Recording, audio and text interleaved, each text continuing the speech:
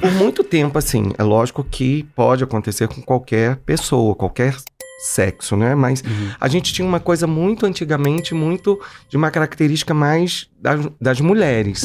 O que levou você, Era mais assim... gênero feminino. mais do gênero feminino. Exato. E o que levou, assim, você, tudo bem, agora você falou que lá já tem esse grupo de pesquisa, mas já era essa coisa que você também pensava assim, não, eu vou para uma linha mais para transtornos alimentares, mas você também pegou, assim, esse público do homem, porque era mais difícil da gente falar, né? Exato, porque era mais raro. Você lembra aquele aspecto do raro? Eu queria Ou era algo mais raro ou era mais escondido? Escondido Perfeito. também. Eu Exato. sempre me questiono isso. Exato. Porque a mulher ficava sempre nessa coisa do... Porque ser da mulher frágil, era esperado essa magreza, esse o padrão, culto do corpo, esse né? culto à beleza. Era justificado até socialmente. Exatamente. Isso. Do homem era uma coisa que não se exigia e eu acho que não se reparava.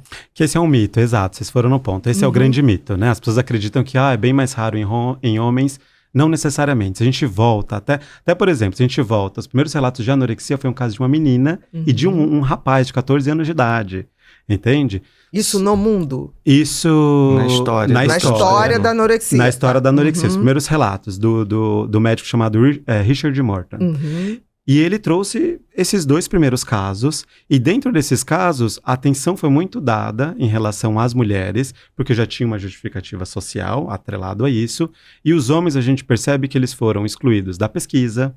Grande parte da pesquisa, se você for ver, vai estar lá escrito, procuramos mulheres jovens, idade tal. Não botavam nem pessoas, não colocavam independente. Exato, então os homens eram excluídos. Então, isso já impacta em termos de diagnóstico, isso impacta em termos de compreensão, né? E hoje, a gente olhando o ambulatório dos rapazes, em termos de prevalência, o transtorno da compulsão alimentar é muito parecido entre homens e mulheres, né? Mas, no geral, de 10 pessoas com transtornos alimentares, 4 são homens e 6 são mulheres. Então, percebam que eles estão bem próximos. Né? Mesmo com as subnotificações. Mesmo com as subnotificações. Você começa... Antes se falava... Há uns 30 anos atrás, se falava de 90% são mulheres. 10% para 1 é homens. Hoje isso você já está falando, isso mudou, né, isso mudou. que de 10, 6 isso mudou. Já são homens. Mudou por conta de 2 elementos. No TARI, nos pequenos, a maior prevalência vai ser nos meninos. Né? E no TARI é maior... São os meninos. Desse transtorno evitativo. E a compulsão alimentar é muito similar. Então, lá no ambulatório, a gente... Isso de crianças.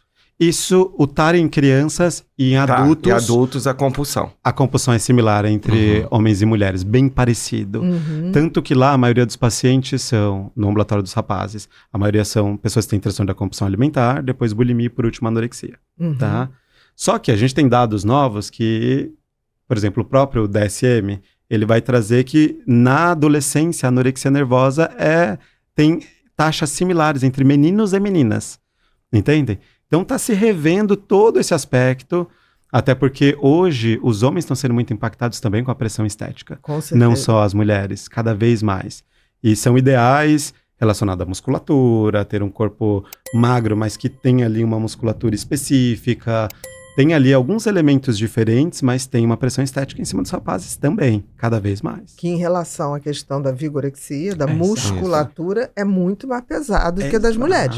Eu acho até que já tem um percentual de mulheres com vigorexia que era inimaginável há 30 anos atrás.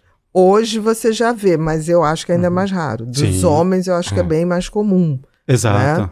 Exato. O conhecimento é o primeiro passo para a compreensão e a transformação. Nesse curso, vamos abordar tudo sobre o transtorno de personalidade borderline, desde os conceitos básicos, as causas e até os tratamentos mais avançados.